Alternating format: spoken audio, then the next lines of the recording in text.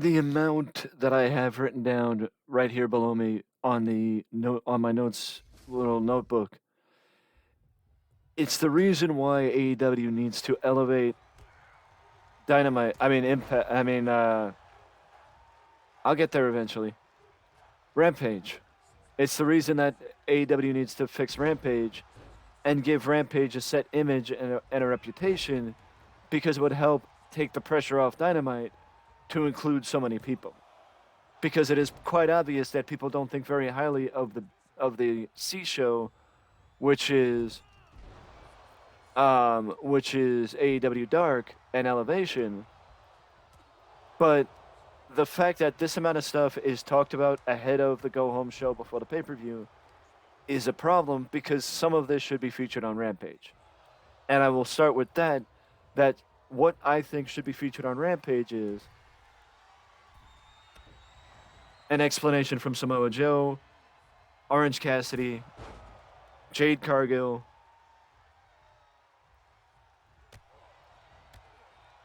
Jeff Jarrett,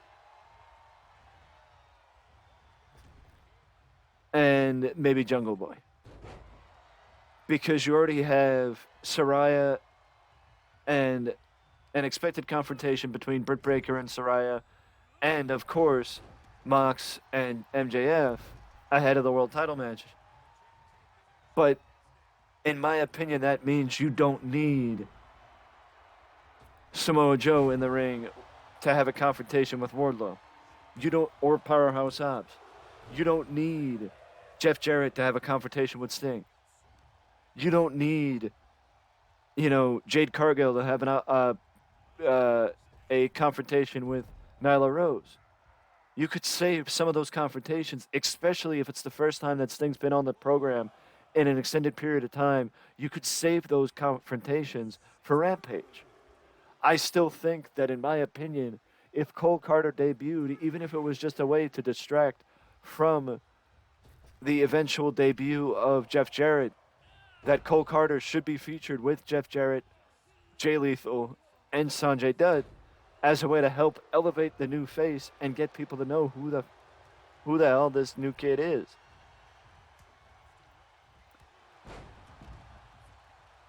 I also think that if anything, I would have Britt Baker come out tonight with Rebel, tease and taunt Saraya, and have Rebel be the one that gets the first physicality from Saraya to show that Saraya is actually a real deal and this is actually really happening.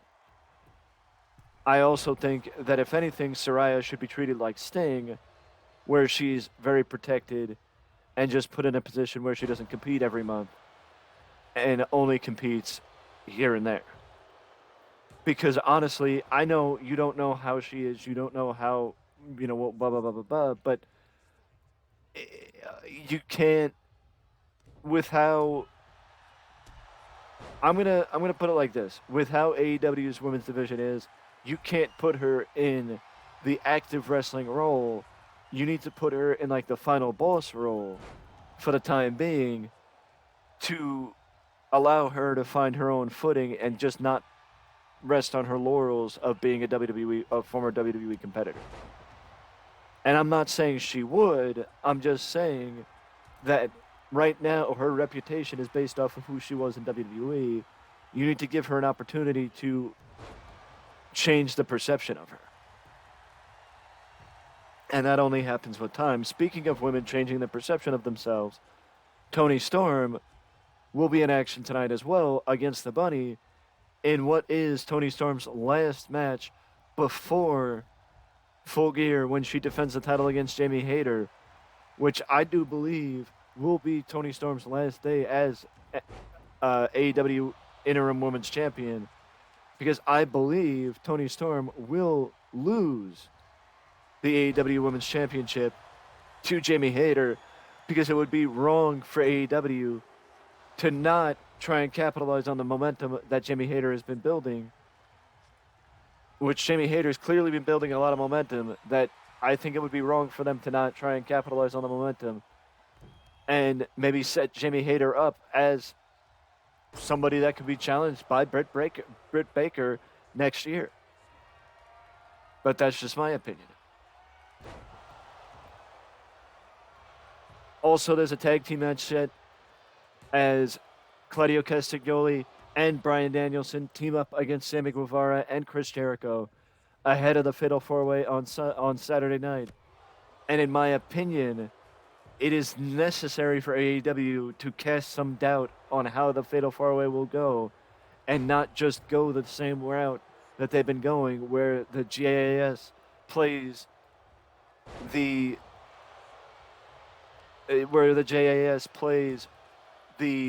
numbers game. Because if the JAS keeps playing a numbers game, that people are going to get sick and tired of watching the same shit happen over and over and over again. Because it will be a contrived finish after contrived finish after contrived finish. So AEW needs to cast some doubt on how the match on Saturday will go, where people are not just going to expect that the JAS is going to cheat to win. And that's just my opinion. I'm not saying that the Blackpool Combat Club needs to win, but I kind of am saying that the Blackpool Combat Club needs to win because the Blackpool Combat Club doesn't need to just be cannon fodder for the JAS.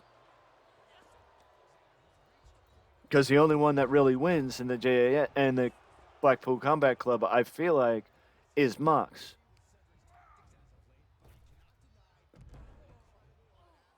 The World Title Eliminator Tournament is also supposed to continue tonight, as last week Lance Archer attacked and took out Ricky Starks, preventing their first-round match to take place. But now Brian Cage needs an opponent, so it's pretty clear that Lance Archer and Ricky Starks that match needs to be addressed. Either you have Lance Archer and Ricky Starks not compete, and you have it be where Lance Archer took out Ricky Starks and took away his opportunity for a world title shot, which sets up a feud between those two, or should set up a feud between those two, but it also should then force Lance Archer to face some sort of repercussions.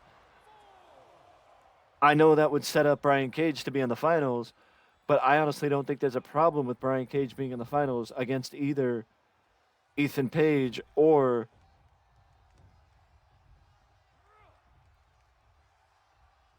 Bandito. I don't think there's any problem with that, as that match would be, one way or the other, that match would be picture perfect. As far as Jade Cargill, again, I think Jade, I think Jeff Jarrett, I think Jungle Boy, and Samoa Joe should all be featured on Rampage. And I think at this point it is pretty obvious to say that Orange Cassidy's show is Rampage. So I think all that should be addressed on Rampage. I honestly don't think, if you had to put two and two together, that Orange Cassidy needs to be featured on Full Gear with how much he's been defending the title outside of Full Gear. But if you wanted to maybe set up, I don't know if Katsuyori Shibata and Orange Cassidy have set up maybe another match or what it is. But if you want to set up a match for Orange Cassidy,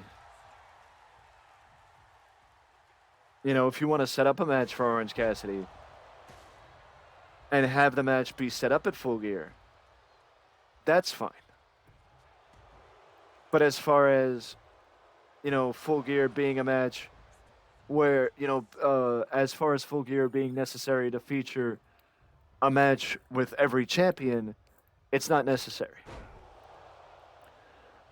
I unfortunately do not believe that we will see Ring of Honor World Tag Team Champions and IWGP Tag Team Champions FTR either, which is very unfortunate because who doesn't love FTR?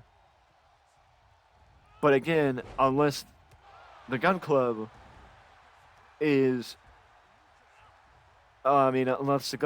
are their featured challengers, which FTR has already beaten the Gun Club in an 8-man tag, that unless the Gun Club is their featured challengers or are their featured challengers, there is no real reason for FTR to be featured at Full Gear, in my opinion. Samoa Joe also should be featured in the next sit-down interview from Renee Paquette because it needs to be something that sticks out. It needs to be something different. It needs to be something unique because it needs to show that it's not just every other interview segment. It's not just going to devolve into the same old same where it's just a confrontation between two guys that devolve into a fight. Build to it. You told the story of them being the tag team, so tell it a little differently because that's what's necessary. It necessitates it. So in that case, if it was me, what I would the way that Rampage would shape up, segment-wise, is Jeff Jarrett, maybe a Cole Carter match. You have Cole Carter compete in a short match, or Jay Lethal and Cole Carter compete in a tag team match, or maybe a six-man, including Jeff Jarrett, unless you want to allow Jeff to make his AEW debut on Full Gear, that maybe you do some sort of a tag team match at Rampage, and then you do their segment. Jungle Boy has his segment where he shows that he is physically able to compete at Full Gear against Luchasaurus in the cage. The one thing that AEW also needs to understand is if Christian is not fully capable of competing after Full Gear to help wrap up this feud, then you need to understand that people are going to want this feud to reach its plateau or reach its peak or reach its apex sooner rather than later once the cage and Luchasaurus is out of the way.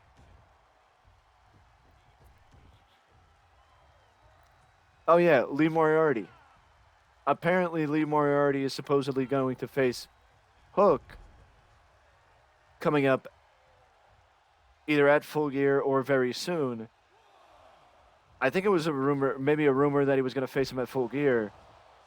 That Lee did a solid match with Mox, but this is also why that if you want somebody to be taken seriously against someone like Hook,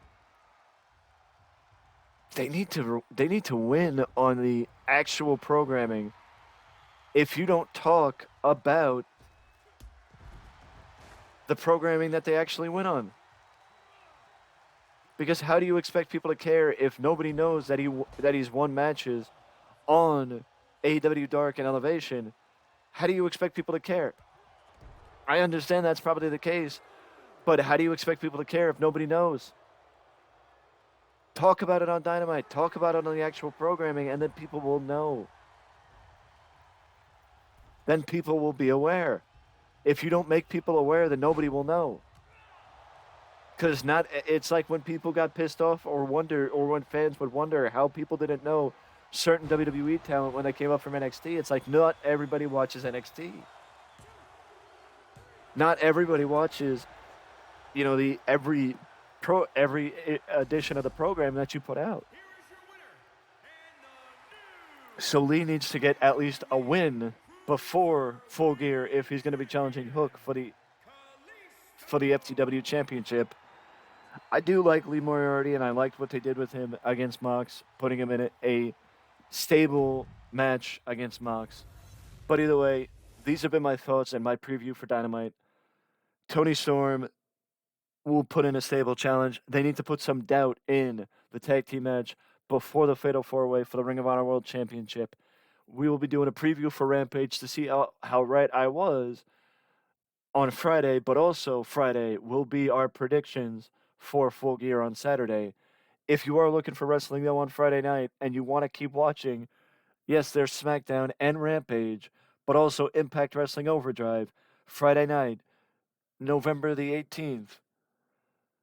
The action-packed month of November is still chock full of wrestling on the 18th, the 19th, and the 26th. So stay tuned for that. But this has been my thoughts and my preview for AEW Dynamite on November the 16th. Let me know your thoughts and what you think is going to happen in the Go Home Dynamite before Full Gear down below.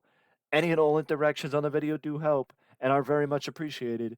So let me, whether it's a comment, a like, a subscription, anything you do is much appreciated. But before you go, do not forget to ding that notification bell to always know when a new video is on the channel. And I will see you again soon.